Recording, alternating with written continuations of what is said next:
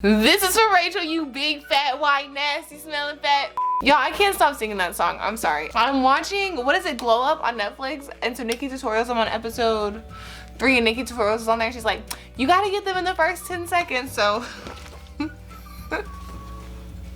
gonna see myself out. Okay, I'm just gonna leave. All right. Thank you for coming. Have a good day. I'll see you tomorrow. Okay, no, in all seriousness, we're on January 4th because, you know what I mean? I was watching somebody and they said that the way that you go into the new year is probably how you're gonna finish it. So, you know, things aren't looking very hopeful because we're already procrastinating. We're already behind. But you want to know something? You want to know something? You want to know something? It's okay. It's fine, and it's fine. It's okay to procrastinate and mess up the one goal you set for yourself in 2020. Yesterday God flooded the earth, you know. Poor Noah. You know what, too? I want to know, like, if you were Noah, would you have built the boat? Like, that's what I want to know. I don't know that I would have built the boat. I really don't. I don't know that if God was like, yo, like, I need you to build a boat, like, if I would have built the boat. And I don't know if that's something I need to pray about, or I don't know what that means, but I really don't think I would have built the boat. So this is Genesis chapter 8, verse 1 through chapter 10, verse 32.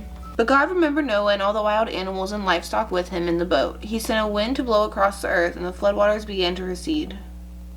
How did he send? Oh, God sent the wind. Okay. The underground water stopped flowing and the torrential rains from the sky were stopped. So the floodwaters gradually receded from the floodwaters. After 150 days, exactly 5 months from the time the flood began, the boat came to rest on the mountains of Ararat. 2.5 months later, as the waters continued to go down, other mountain peaks became visible. After another 40 days, Noah opened the window he had made in the boat and released a raven. The bird flew back and forth until the floodwaters on the earth had dried up. He also released a dove to see if the water had receded and it could find dry ground, but the dove could find no place to land because the water still covered the ground. So it returned to the boat, and Noah held out his hand and drew the dove back inside. After waiting another 7 days, Noah released the dove again. This time, the dove returned to him in the evening with a fresh olive leaf in its beak. Then Noah knew that the floodwaters were almost gone. He waited another 7 days and then released the dove again. This time it did not come back. Noah was now 601 years old. On the first day of the new year, 10.5 months after the flood began, the floodwaters had almost dried up from the earth. Noah lifted back the covering of the boat and saw that the surface of the ground was drying. 2 more months went by and at last the earth was dry. Then God said to Noah, leave the boat, all of you, you and your wife, and your sons and their wives. Release all the animals, the birds, the livestock, and the small animals that scurry along the ground so they can be fruitful and multiply throughout the earth. So Noah, his wife, and his sons, and their wives left the boat, and all of the large and small animals and birds came out of the boat pair by pair. Then Noah built an altar to the Lord, and there he sacrificed as burnt offerings the animals and birds that had been approved for that purpose. And the Lord was pleased with the aroma of the sacrifice and said to him, I will never again curse the ground because of the human race, even though everything they think or imagine is bent toward evil from childhood. I will never again destroy all living things. As long as the earth remains, there will be planting and harvest, cold and heat, summer and winter, day and night. Then God blessed Noah and his sons and told them, be fruitful and multiply, fill the earth, all the animals of the earth, all the birds of the sky, all the small animals that scurry along the ground, and all the fish in the sea will look on you with fear and terror. I have placed them in your power. I have given them to you for food, just as I have given you grain and vegetables. But you must never eat any meat that still has the lifeblood in it. And I will require the blood of anyone who takes another person's life. Wild animal kills a person and must die, and anyone who murders a fellow human must die. If anyone takes a human life, that person's life will also be taken by human hand. For God made human beings in his own image. Now be fruitful, multiply, and repopulate the earth. Then God told Noah and his sons, I hereby confirm my covenant with you and your descendants, and with all the animals that were on the boat with you, the birds, the livestock, and all the wild animals, every living creature on the earth. Yes, I am confirming my covenant with you. Never again will floodwaters kill all living creatures.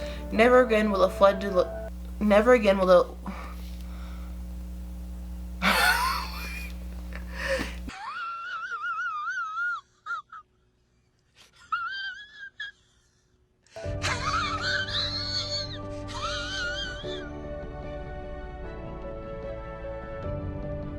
Mr. Conrad, you, my friend, are being audited. No. Never again will a flood destroy the earth. Then God said, I am giving you a sign of my covenant with you and with all living creatures, for all generations to come. I have placed my rainbow in the clouds. It is a sign of my covenant with you and with all the earth. When I send clouds over the earth, the rainbow will appear in the clouds, and I will remember the covenant with you and with all living creatures. Never again will the floodwaters destroy all life. When I see the rainbow in the clouds, I remember the eternal covenant between God and every living creature on earth. Then God said to Noah, yes, this rainbow is the sign of the covenant I am confirming with all the creatures on the earth. The sons of Noah who came out of the boat with their father were Shem, Ham, and Japheth. I'm still struggling with this word, I'm going to be honest. Ham is the father of Canaan. From these 3 sons of Noah came all the people who now populate the earth. After the flood, Noah began to cultivate the ground and he planted a vineyard. One day he drank some wine he made and he became drunk and lay naked in his tent. Ham, the father of Canaan, saw that his father was naked and went outside and told his brothers. Then Shem and Japheth took a robe, held it over their shoulders, and back into the tent to cover their father. As he did this, he looked the other way so they would not see him naked. Aww. When Noah woke up from stupor, he learned what Ham, his youngest son, had done. Then he cursed Canaan, the son of Ham. May Canaan be cursed. May he be the lowest of servants to his relatives. Okay, hold on. What did he do? So he was mad because he told the other sons? Am I reading that right, y'all? Look, he was mad. So when Noah woke up from his stupor, he learned what Ham, his youngest son, had done. But all he did was went outside and told his brothers that he was inside naked. And then he got cursed? May Canaan be cursed. May he be the lowest of the servants to his relatives. Then Noah said, May the Lord, the God of Shem, be blessed, and may Canaan be his servant. May God expand the territory of Japheth. May Japheth share the prosperity of Shem, and may Canaan be his servant. Noah lived another 350 years after the great flood. He lived 950 years and then he died. This is the account of the families of Shem, Ham, and Japheth, the 3 sons of Noah. Many children were born to them after the great flood. And so once again, I'm not reading all this, but we've got the descendants of Japheth. We got Gomer, Magog, Tubal. I can't even say all these names, y'all. These are all just the descendants of people. The clans that descended from Noah's sons. All the nations of the earth descended from these clans after the great flood. So that's where we all come from. We all come from Noah and his sons. What 3 countries are in North America? I don't know. United States. Right. Mexico. Right. Oh my God. Name one. Have you ever been in North America before? No. You are still here in North America. Alright, and then now we're on Matthew chapter 4, verse 12 through 25. When Jesus heard that John had been arrested, he left Judea and returned to Galilee. He went first to Nazareth, then left there and moved to Capernaum.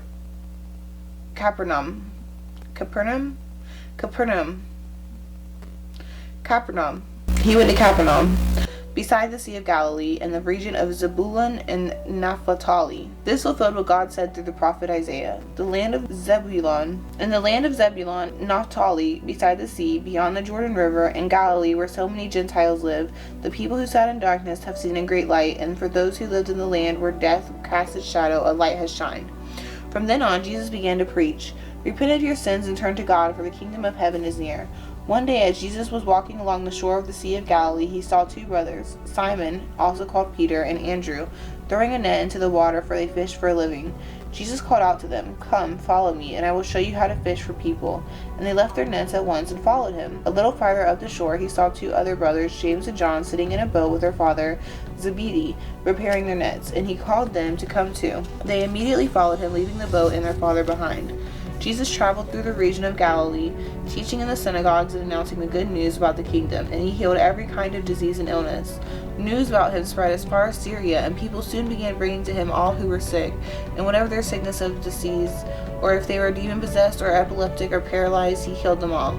Large crowds followed him wherever he went, people from Galilee, the 10 towns, Jerusalem, from all over the Judea, and from east to the Jordan River. And then now we're at Psalm chapter 4, verse 1 through 8. For the choir director, a psalm of David, to be accompanied by stringed instruments. Answer me when I call to you, O God, who declares me innocent. Free me from my troubles. Have mercy on me and hear my prayer. How long will you people ruin my reputation?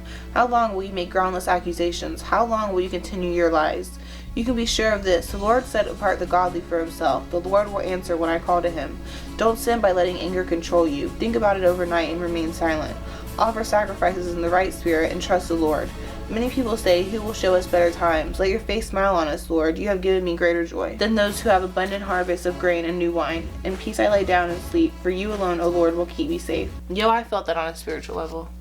I really did. I felt it on a spiritual level. And now we're at Proverbs chapter 1, verses 20 through 23. Wisdom shouts in the streets. She cries out in the public square. She calls to the crowds along the main street, to those gathered in front of the city gate. How long, you simpletons, will you insist on being simple-minded? How long will you mockers relish your mocking? How long will you fools hate knowledge? Come and listen to my counsel. I will share my heart with you and make you wise.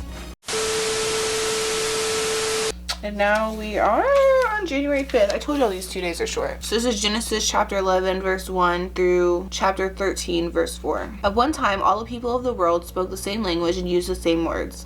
As the people migrated to the east, they found a plain in the land of Babylonia and settled there. They began saying to each other, let's make bricks and harden them with fire. In this region, bricks were used instead of stone and tar was used for mortar. Then they said, come, let's build a great city for ourselves with a tower that reaches into the sky. This will make us famous and keep us from being scattered all over the world. But the Lord came down to look at the city and the tower of the people were building. Look, he said, the people are united and they all speak the same language. After this, nothing they set out to do will be impossible for them. Come, let's go down and confuse the people with different languages. Then they won't be able to understand each other. In that way, the Lord scattered them all over the world, and they stopped building the city. That is why the city was called Babel, because that is where the Lord confused the people with different languages. In this way, he scattered them all over the world. Why did he do that, though? But the Lord came down to look at the city. Holy shit, that's an ugly face. Listen, what does that mean? Why did he do that? That's what I'm saying. Sometimes the Bible confuses me. God took one look and said, one people, one language. Why? This is only a first step. No telling what they'll come up with next. They'll stop at nothing. Come, we'll go down and garble their speech. So what I'm thinking is, right, because it kind of sounds like why does it matter if everybody's speaking the same language? Like, then they can succeed at anything. Like, why would he not want us to succeed? But what I think, maybe it's like boundaries. Like, maybe, excuse me, y'all. Maybe I always film these so late and I don't know why, but I think maybe it's like it's a boundary type thing. I'm not sure. And then this is, but that's where, so then they called the city Babel because that is where the Lord confused people with different languages. And this way he scattered them all over the world. And then it's the account of Shem's family, which I'm not going to read all this. They had a bunch of kids. There was a lot of them. They had some sons. They had some daughters. They lived to be 430 years old. They were thriving. And then now we're at chapter 11, verse 27. This is the account. Oh, this is more family. Okay, so this is the account of Terah's family. Terah was the father of Abram, Nahor, and Haran. Took his son Abram, his daughter, and his grandson. So this is the account of Terah's family. Terah was the father of Abram, Nahor, and Haran. And Haran was the father of Lot. But Haran, that was a lot. This is the account of Terah's family. Terah was the father of Abraham, Nahor, and Haran. And Haran was the father of Lot. But Haran died in Ur of the Chaldeans, the land of his birth, while his father Terah was still living. Meanwhile, Abram and Nahor both married. The name of Abram's wife was Sarai, and the name of Nahor's wife was Milcah. Milcah and her sister Iscah were daughters of Nahor's brother Haram. But Sarai was unable to become pregnant and had no children. One day, Terah took his son Abram, his daughter-in-law Sarai, and his grandson Lot, and moved away to Ur of the Chaldeans. He was headed for the land of Canaan, but they stopped at Haran and settled there. Terah lived for 205 years and died while still in Haran. The Lord said to Abram, leave your native country, your relatives, and your father's family, and go to the land that I will show you. I will make you into a great nation. I will bless you and make you famous, and you will be a blessing to others.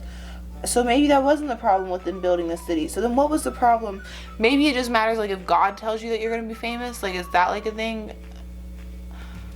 Because if so, like, hello. God! No, I'm kidding. But do you know what I mean? Monument to themselves and a symbol that will keep them united as a powerful people. Okay, so the problem was that they wanted to become famous, but it was like an ego thing, right? And God was like, no. What we're not about to do is all of that. But also, when he came down, that's not what he said. What he said was, the people are united and they speak the same language. After this, nothing they set out to do will be impossible for them. I don't know. I don't know. I'm going to ask the pastor. This is why I don't trust Google, because I'm still confused. Like, there's a person, like, I can just be like, so wait, though, that doesn't make sense. Whereas Google, now I got to Google something for another 20 minutes. I don't have time for all that. Maybe it's just me. Back to Abram. Oh, is this Abraham? Is this gonna be Abraham? No, Abraham freed the people of Egypt, right? Famous, I will bless those who bless you and curse those who treat you with contempt. All the families on earth will be blessed through you. So Abram departed as the Lord had instructed, and Lot went with him. Abram was 75 years old when he left Haran. He took his wife Sarai and his nephew Lot and all his wealth, his livestock, and all the people he had taken into his household of Haran, and headed for the land of Canaan. When they arrived to Canaan, Abram traveled through the land as far as Shechem. There he set up camp beside the oak of Morah, and at that time the area was inhabited by Canaanites. Then the Lord appeared to Abram and said, I will give this land to your descendants. And Abram built an altar there and dedicated it to the Lord, who had appeared to him. After that, Abram traveled south and set up camp in the hill country, with Bethel to the west and Ai to the east. There he built another altar and dedicated it to the Lord, and he worshipped the Lord. Then Abram continued traveling south by stages through the Negeb. At that time, a severe famine struck the land of Canaan, forcing Abraham to go down to Egypt, where he lived as a foreigner. As he was approaching the border of Egypt, Abram said to his wife, Sarai, Look, you are a very beautiful woman. When the Egyptians see you, they will say, This is his wife. Let's kill him, then we can have her. So please tell them you are my sister. Then they will spare my life and treat me well because of their interest in you. And sure enough, when Abram arrived in Egypt, everyone noticed Sarai's beauty.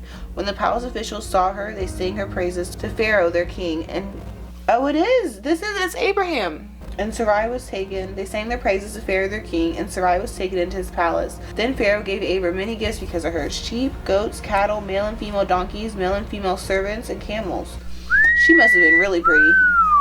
But the Lord sent terrible plagues upon Pharaoh and his household because of Sarai, Abram's wife. So Pharaoh summoned Abram and accused him sharply. What have you done to me? He demanded. Why didn't you tell me she was your wife? Why did you say she is my sister and allow me to take her as my wife? Now then, here is your wife. Take her and get out of here. Pharaoh ordered some of his men to escort them, and he sent Abram out of the country along with his wife and all his possessions. So Abram left Egypt and traveled north into the Negev along with his wife-in-law and all that they owned. Abram was very rich in livestock, silver, and gold.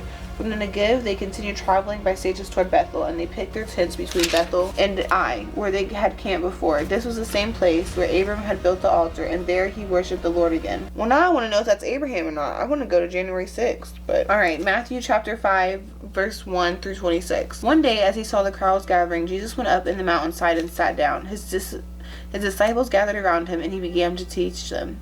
God blesses those who are poor and realize their need for him, for the kingdom of heaven is theirs. God blesses those who mourn, for they will be comforted. God blesses those who are humble, for they will inherit the whole earth.